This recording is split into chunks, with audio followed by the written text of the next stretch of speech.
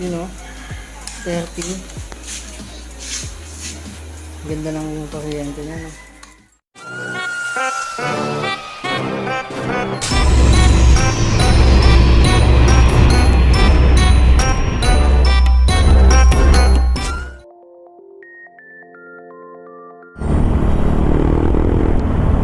At ayun na nga, napanood nyo na yung video na yon at nakita naman natin kung saan siya kinakabit, kung paano siya kinakabit. Nakita din natin doon na malakas pa yung battery niya kasi nga bago pa yung motor na yon, ilang kilometers pa lang yung biyahe. Pero usually yung mga battery natin sa katagalan humihina yan, which is yun nga yung gaya ng sabi ko kanina. Ang tanging paraan lang para malaman natin na okay pa ba yung battery o hindi na is magkaroon tayo ng voltmeter. So itong mga motor natin, mga Rusi na scooter natin, wala naman tayong built-in voltmeter dito. Kaya nagpapakabit nun para mamonitor natin yung battery. So meron pala tayong dalawang klase ng battery sa motorcycle. Meron tayong detubig, yun yung stock. Lalagyan siya ng distilled water para gumana siya. Meron naman isa, yung gel type, yung tinatawag na maintenance free, which is yun yung gamit ko ngayon. So after 2 years ko pala napalitan yung battery na to. So yung i-recommend ko pala sa inyo na battery is SY Power. Maganda siya kasi mas mura. Maganda rin siya kasi maintenance free na nga siya. Isa pa, hindi siya madumihin.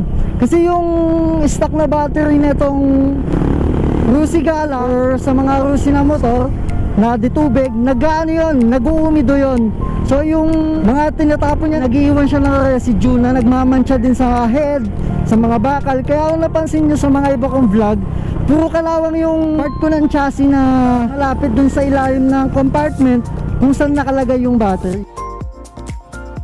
So sa voltmeter reading naman tayo. Sa voltmeter reading naman, meron yan mga figures na tinitignan. So kapag pinaandar mo yung motor mo, ang optimal na voltage na dapat na makita mong figure dun sa voltmeter is between 12.5 and 14.5. So anything na mas mababa dun, may mga factors tayong i-consider.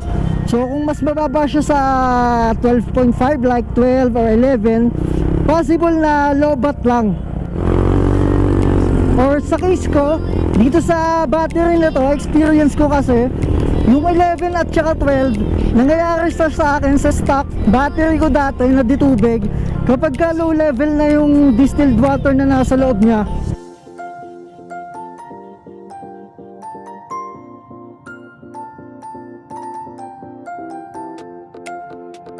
malalaman mo rin naman na yung battery mo ay mahina na.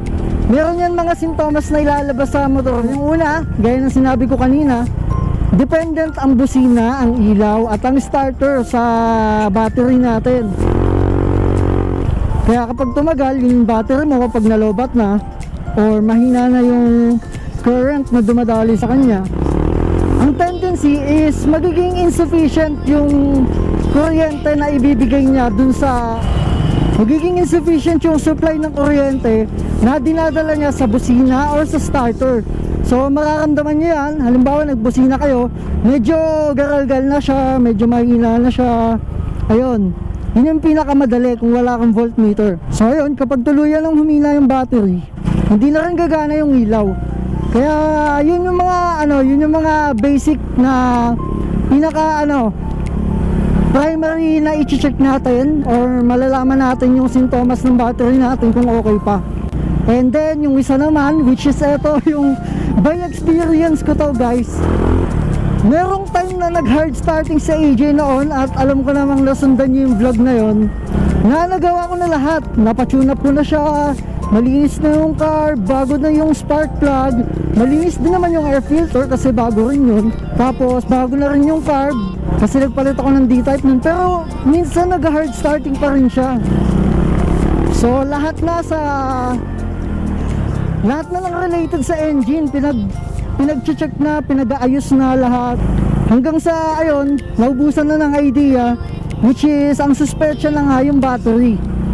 Yung battery lang pala yung problema kung bakit nag-hard start si AJ. So sa 2 years na tinagal nung battery na yun, kung saan nakarating yun, yun pa rin yung battery na ginamit ko nung nag-Bicol ride ako dati.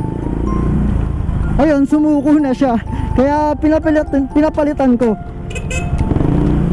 Sabit boss, sabit.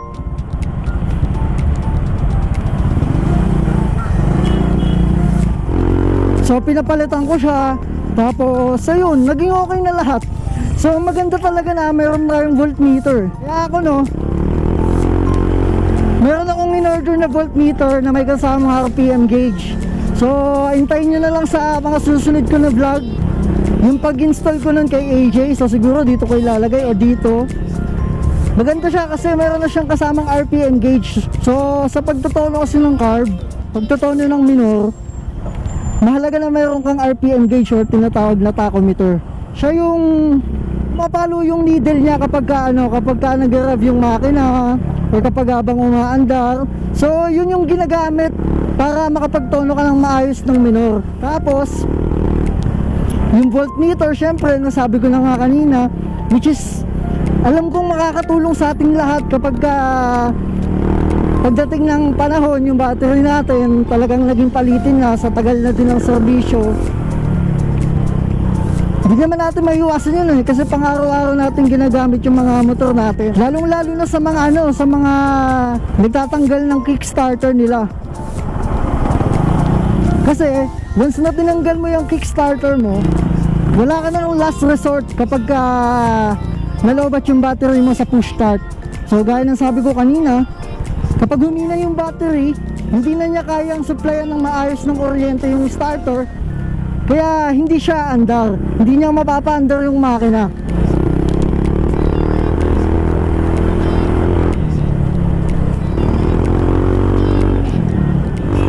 So sa mga nagtatanong sa akin sa Facebook about paano mag-troubleshoot ng hard starting, isa yung battery, so dapat na maging unang suspecha nyo. Kasi mahirap naman yung mapagastos ka, makapagpalit-palit ka ng kung ano-ano, tapos hindi naman masusolusyonan.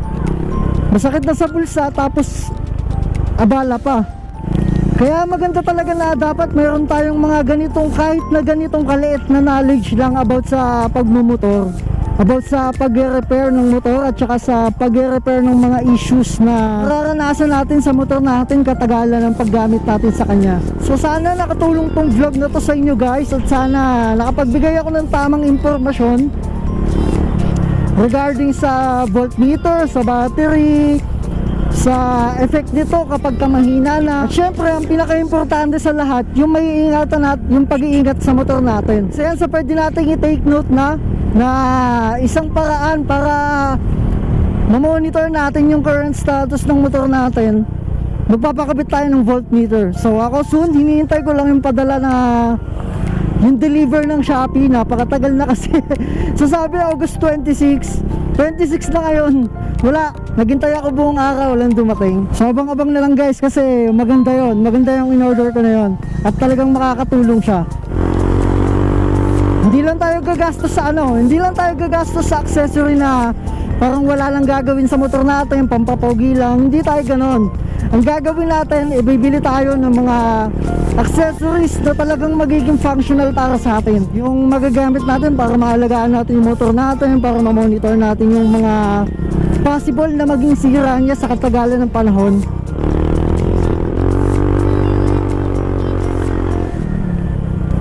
Ganda talaga yung tunog dito ng Silent Killer. Ganda pati ng arangkada ni AJ.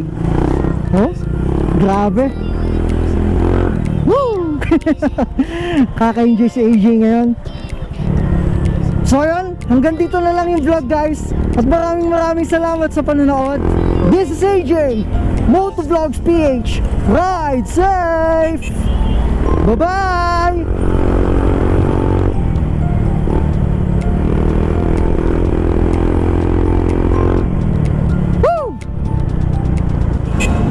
Ganda ng Silent Killer ko.